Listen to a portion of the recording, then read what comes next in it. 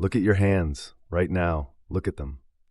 Do you see flesh and bone, or do you see what Leonardo da Vinci saw when he painted Christ's hands in the Last Supper? What Michelangelo encoded when he depicted God's finger touching Adam? For 2,000 years, humanity has been staring at the greatest secret hidden in plain sight. Every painting, every icon, every statue of Jesus Christ contains a code so powerful that the early church fathers made a decision that would echo through centuries. This knowledge must be veiled. In the silent language of eternity, Christ spoke not only with words, but with his hands. Tonight, you're about to discover why millions of Christians have prayed, worshipped, and died, without ever knowing that Christ's hand positions were never random. They were mudras, precise configurations of divine power that could literally reshape reality, and the church has kept this from you. But first, I need you to understand something critical. What you're about to learn isn't just historical curiosity. 3 weeks ago, a theology professor in Munich discovered these practices and reported experiencing downloads of pure knowledge during prayer. A mystic in Brazil found that one specific Christ mudra opened what she called a doorway in the center of my chest that had been locked my entire life. These aren't miracles, they're technologies, spiritual technologies that Christ demonstrated openly, yet encoded in a way that only the initiated would recognize. The question is, why hide this? Because imagine if every believer knew that their hands could channel the same healing energy Christ used. Imagine if they discovered that the laying on of hands wasn't symbolic, but a precise science. Imagine if they realized that Christ's greatest miracles weren't supernatural violations of natural law, but the activation of laws that Orthodox religion pretended didn't exist. The Church Fathers faced a choice: reveal this power to all, or control it through doctrine and dogma. They chose control, until now. But here's what's extraordinary, and why you're watching this at this exact moment. The very fact that you're here, that something made you click on this video, suggests that you're part of a spiritual awakening that's happening right now across the planet. Ancient seals are breaking. Hidden knowledge is surfacing, and your soul recognizes truth when it encounters it. Your hands, yes, the ones you're looking at right now, contain 27 bones and 33 joints. The same numbers that appear again and again in Christ's story. Coincidence? Or evidence that you were literally designed to channel the same divine frequencies? In the next 20 minutes, you'll discover why Byzantine icons always show Christ's fingers in specific positions that match ancient Egyptian temple carvings. The suppressed Gnostic text that calls the hands the 5-pointed stars that open the Treasury of Light. The exact mudra Christ used in Gethsemane that gave him the strength to face crucifixion. How Renaissance masters risked their lives to encode these gestures in commissioned church paintings. The 3 Christ mudras you can begin using tonight to activate dormant spiritual centers. But I warn you, once you see this, you cannot unsee it. Once you understand the true power in your hands, every image of Christ will reveal new layers of meaning. You'll realize you've been looking at instruction manuals disguised as religious art. Then watch carefully, because by the end of this video, your hands will never be the same. They will become what they were always meant to be, instruments of the divine, just as Christ demonstrated 2,000 years ago. Long before the Star of Bethlehem illuminated the night sky, the sacred science of hand gestures was already ancient. In the temples of Memphis and Thebes, Egyptian priests performed the keys of Horus, specific hand positions that opened gateways between the visible and invisible worlds. These gestures, they believed, replicated the hand movements of the gods themselves during the act of creation. The Hermetic texts speak of this clearly. In the Corpus Hermeticum we find, "As above, so below, as within, so without, as with the universe, so with the soul." But few know the complete teaching. As with the macrocosm of creation, so with the microcosm of the hand. Each finger, a pillar of creation. Each joint, a sacred gateway. Each gesture, a key to unlock the mysteries. The Egyptian initiates passed this knowledge to the Essenes, that mysterious brotherhood who would later count among their teachings a young Jesus during what the Gospels call his lost years. The Essenes, dwelling in their communities near the Dead Sea, practiced what they called the therapeutic touch, healing mudras that channeled the divine light directly through specific finger configurations. But the lineage goes deeper still. The Kabbalistic masters of old understood that the human hand contained the entire tree of life in miniature. Rabbi Shimon Bar Yochai, author of the Zohar, wrote in coded language, "In the fingers of the righteous one are hidden the 32 paths of wisdom." Those with eyes to see understood. He spoke of mudras, of the secret positions that align human consciousness with the Sephirot, the divine emanations. The Gnostic Christians, those keepers of the inner teachings, preserved what the Orthodox Church tried to suppress. In the recently discovered Gospel of Philip, we find this remarkable passage. The Savior showed them the mystery of the Father through the positioning of his hands, for in them were hidden the 5 seals that open the Treasury of Light. Even within the Church itself, certain orders maintained these secrets. The Knights Templar, initiated through their contact with Eastern mystery schools during the Crusades, brought back more than material treasures.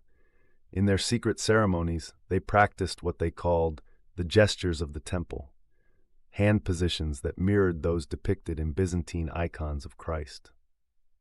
The Renaissance masters knew. Look carefully at the paintings of initiated artists like Leonardo da Vinci, Raphael, and Michelangelo. Christ's hands are never random. In da Vinci's Salvator Mundi, the blessing hand forms the ancient mudra of spiritual transmission. In Michelangelo's Sistine Chapel, God reaching toward Adam, notice the specific curvature of the fingers, the precise angles that mirror the sacred geometry of creation itself. "The hand that blesses becomes the blessing itself," wrote Marsilio Ficino, the great Renaissance philosopher and hermeticist. He understood what we are only now rediscovering, that Christ's mudras were not symbolic alone, but operative. They literally channeled and directed spiritual forces. To understand the true power of Christ's mudras, we must first comprehend the esoteric anatomy of the human being.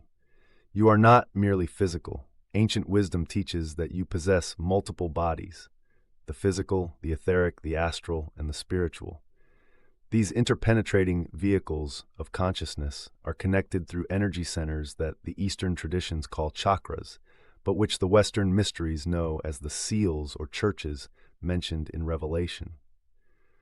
Your hands are extraordinary convergence points where all these bodies meet. In each finger flows a specific current of cosmic energy. The thumb carries the fire of divine will. The index finger channels the air of higher wisdom. The middle finger grounds the ether of spiritual authority. The ring finger flows with the water of divine love. The little finger moves the earth energies of manifestation. But here's what the ancient initiates discovered. When these fingers are positioned in specific configurations, they create what we might call spiritual circuits. Just as an electrician connects wires to channel power, the enlightened being connects fingers to channel divine force. These circuits don't merely symbolize spiritual states, they actively induce them. Christ knew this. Every gesture he made was deliberate, purposeful, charged with intention. When he raised his hand to calm the storm, his fingers formed the mudra of dominion over elements. When he blessed the bread and wine, his hands configured the gesture of transubstantiation, literally changing the vibrational frequency of matter through the circuit created between his fingers. The principle is this: energy follows thought, but thought follows form. By assuming specific hand positions, you create a template that consciousness must follow. The mudra becomes a mold into which spiritual force pours itself, taking shape according to the sacred geometry encoded in the gesture. Consider the profound implications. Your hands contain 27 bones, the same number as the books in the New Testament. They possess 33 joints, the age of Christ at his crucifixion and resurrection. This is not coincidence, but correspondence. As the Hermetic axiom states, God geometrizes. The divine mathematics of creation are literally encoded in your physical form. The secret lies in understanding the flow of what the Western traditions call the astral light, or what the Gnostics termed the pneuma, the spiritual substance that fills all space and responds to will and imagination. When Christ performed his mudras, he was sculpting this invisible substance, giving it form and direction through the sacred architecture of his gestures. "The kingdom of heaven is at hand," Christ said. The initiates understood the hidden meaning. The kingdom is literally at hand, accessible through the conscious use of these sacred gestures. Your hands are portals. Each mudra is a key. And Christ, in his infinite wisdom, demonstrated these keys openly, hiding them in plain sight for those with eyes to see. Throughout the centuries, those who understood Christ's hidden teachings preserved and practiced these sacred mudras. Saint Francis of Assisi, in his moments of deepest communion, was observed by his brothers holding his hands in specific positions that match exactly those depicted in early Christian catacomb art. After these sessions, witnesses reported, his hands would emanate a subtle luminosity, and the very air around him seemed charged with presence. The Desert Fathers of Egypt, those extraordinary mystics who sought union with the divine in solitude, passed down what they called the alphabet of the hands. Abba Moses the Black taught, "Let your fingers become as the strings of David's harp, each position playing a different note in the symphony of the Spirit." In the monasteries of Mount Athos, certain monks still practice the hesychast mudras, hand positions that accompany the Jesus prayer, deepening its power to transform consciousness. Elder Joseph the hesychast wrote, "When the hands assume the sacred form, the heart opens like a flower to the sun of divine grace." Modern practitioners who have rediscovered these techniques report profound experiences. A theologian from Germany, after 6 months of practicing Christ's blessing mudra during meditation, experienced what he described as a pillar of light descending through my crown and radiating out through my hands. A mystic from Brazil found that the mudra of compassion, held for extended periods, induced states of boundless love that transformed her relationships and her very perception of reality. The testimonies align. These are not mere gestures, but technologies of consciousness, as precise and reliable as any physical law. When practiced with devotion, understanding, and consistency, they produce tangible shifts in one's spiritual state, energy field, and capacity to channel divine grace. What you have discovered today is but the threshold of an infinite temple. Christ's mudras represent a complete system of spiritual development, a nonverbal gospel written in the language of sacred geometry and divine energy. Each gesture is a doorway, each practice a path deeper into the mysteries of your own divine nature. Remember, the disciple is not above the master, but everyone, when fully trained, will be like their master. These mudras are your training, your initiation into the same currents of power that flowed through Christ. Your hands, blessed with this knowledge, become instruments of the same healing, the same transformation, the same divine authority.